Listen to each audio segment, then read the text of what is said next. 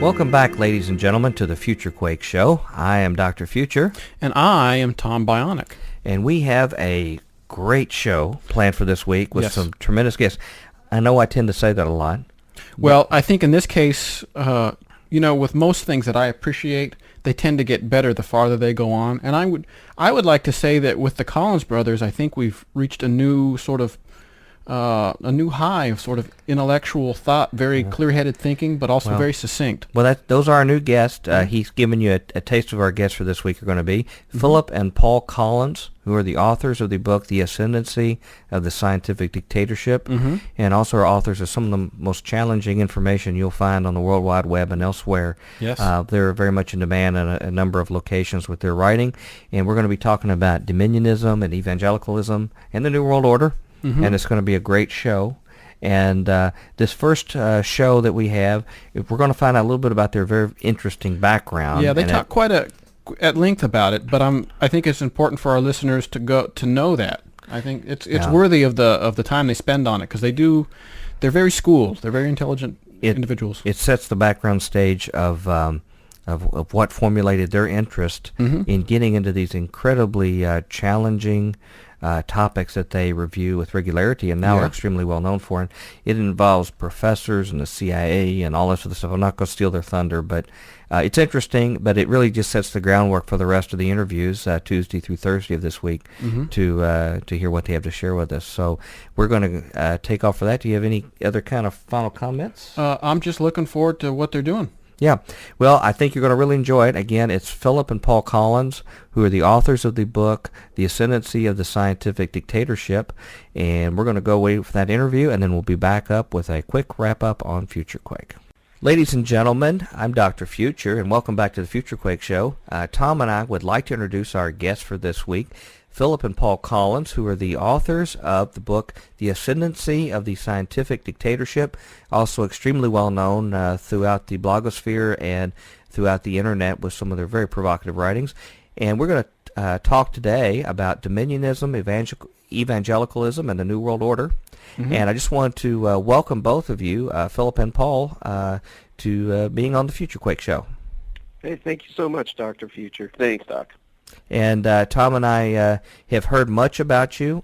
We know that you've impressed many people who we've had some affiliation with our show. We recently had the Gilberts. Yeah, we've really enjoyed some of your writings as well. The Gilberts just love having you on, and of course Tom Horn thinks highly of you. And you're also listed as columnist with Raiders News Update, one of our favorite sources for news.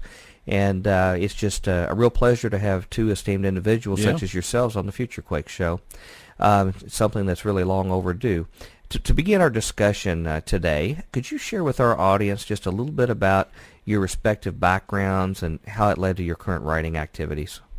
Yeah, that'd be fine. This is Paul, by the way. All right. For me, this kind of study into deep politics and parapolitics really began back in the early 90s when I was in Colorado, and I ran with a crowd there that was made up of a lot of anti-authoritarians, a lot of anarchists. There was a sizable anarchist crowd in the school population, and cliques were really frowned upon at our school, and everybody was pretty close, so you could pretty much find a lot of overlap between groups, and so I ended up running with a lot of those kids, and there was at this time in Colorado a real healthy suspicion of government, and there was a real individualist mentality, and that was true amongst the youth as it was for the adults, and while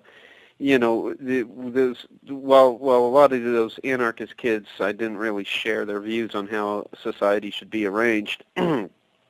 They did point out a lot of legitimate flaws with modern government, and it's interesting to note that at the time Clinton was president, and he wasn't cut any slack by anybody there, whether it was left or right of center.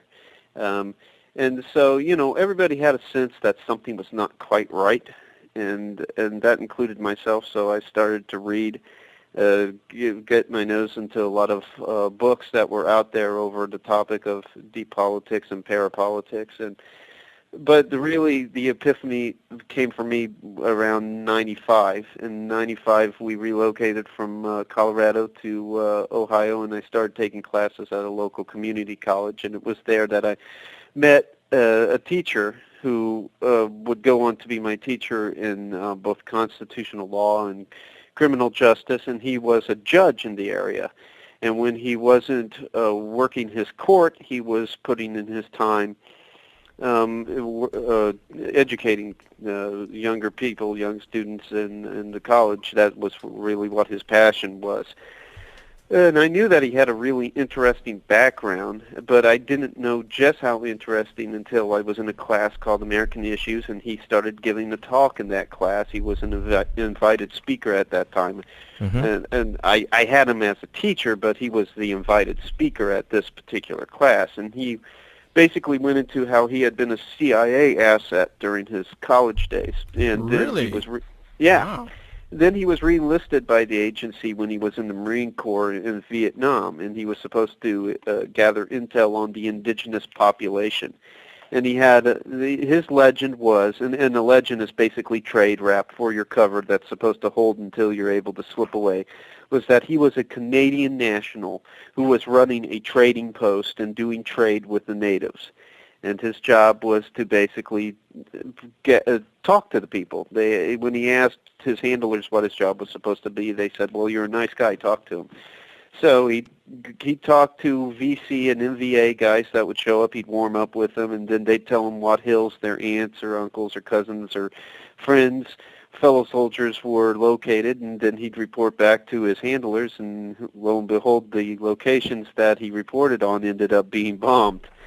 And he had a really interesting career over there. He met an MVA general and made friends with befriended this MVA general, and this general wanted him to go with him to Hanoi. He liked him that much, and he wasn't at all thrilled with the idea, but he ended up saying, well, his agency handler said, well, this is too good of an opportunity to gather intel to let slip by, so you're going to do it. So he said, okay, and he went over there. It didn't work out too well.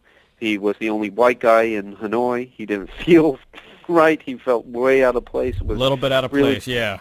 Yeah, too stressful to function correctly. So he came back with very poor intel. They were not pleased with him, and somebody in the agency ended up blowing his cover to kind of get vengeance on him for doing such a poor job, apparently. Which tells you just how common things like the Valerie Plame affair are. It's nothing new. It's been going on for quite some time, and the intel business is really, really dangerous, especially when things get politicized, as they did in his case. Well, we get a lot of complaints about poor intelligence on our show too, so we can sort of relate to that. Yeah, not the stories like what from we're saying. From our listeners. Yeah. Well, he ended up being in a lot of danger, but his MVA friend got him out of danger. His MVA general friend got him out of danger, and that's why he's alive today. But he ended up teaching me not only about political science issues like constitutional law and criminal justice, but he also basically taught me that deep political practices and conspiracy are a reality. They're just a concept of life. And so that got me looking a lot more, although I really, really didn't get too serious until 2001, because my first great love in life was, and still is, acting in the stage. So I spent most of my time doing plays until the local theater scene started to dry up around 2001, and 9/11 happened, and that's when I actually really took off with this and started to engage the topic on a serious level. Wow.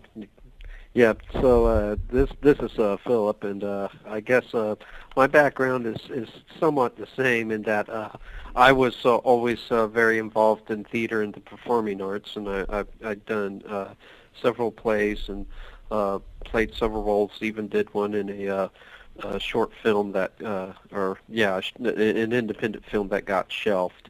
But my interest in the topic began to began to really become edified when I started to take communication studies. In fact, that's what one of my majors was in college, was communication studies. And in particular, when you're studying communications, everybody who's studying communications will invariably come across media criticism. And in the subject of media criticism, it's relatively candid that the media is actually somewhat dishonest. Most media critics will show through semiotic analysis, and semiotics, by the way, is just the study of signs, the study of how signs and symbols are used to convey certain messages, to communicate certain themes. But most media critics show through semiotic analysis how through the juxtaposition of images and the accompaniment of certain narratives that the mass media can promulgate specific paradigms that it considers desirable, and meanwhile discourage or dissuade others away from certain modes of thought and behavior that they consider undesirable. So right away, I started to see that the media industry and the entertainment industry was largely devoted to what Noam Chomsky dubbed manufacturing consent, which is inherently conspiratorial. At any rate, in the meantime, I was also heavily immersed in my studies of philosophy. In fact, that's what I got my minor in, was philosophy. And in studying philosophy, I became deeply interested in several subsets of subtopics of philosophy, namely philosophy of mind, and also the philosophy concerning science and religion. And I became very interested in what's known as the sociology of scientific thought, which has been pioneered by thinkers such as Thomas Kuhn and Charles Fort, and basically holds that scientific paradigms are not formulated in a vacuum. Sociological considerations are actually factored into the formulation of scientific paradigms. So I began to see how that related, for instance, to the promulgation of particular scientific theories that certain forms of 20th century totalitarianism were premised on, namely Darwinism. Darwinism acted, of course, as one of the scientific premises for both Hitlerian fascism and communism. And that led me down the trail of seeking out the sociological influences that went into the formulation of Darwin's theory. And in the course of studying that, I came across several esoteric corners. It led me to such more obscure esoteric corners like Freemasonry, into some oligarchical corners such as the Huxley dynasty, into eugenical corners such as Herbert Spencer and Harriet Martineau. But all this again led back to kind of a conspiratorial undercurrent, because for many of these groups, namely, for instance, Freemasonry, have had a hand in conspiratorial history. For instance, Freemasonry was very prominent in the Enlightenment and in promulgating Enlightenment ideas, and the Enlightenment had a subversive revolutionary wing that actually led to the French Revolution, which of course was a bloodbath.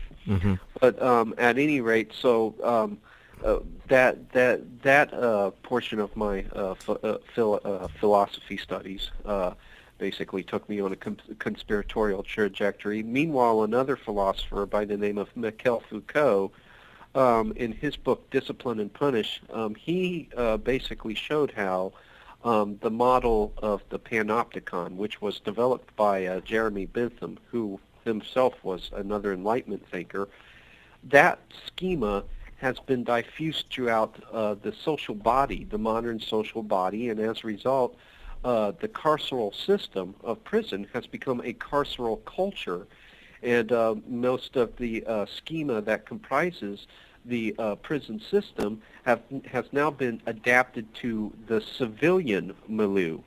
And that really affirmed more Orwellian contentions, the contentions of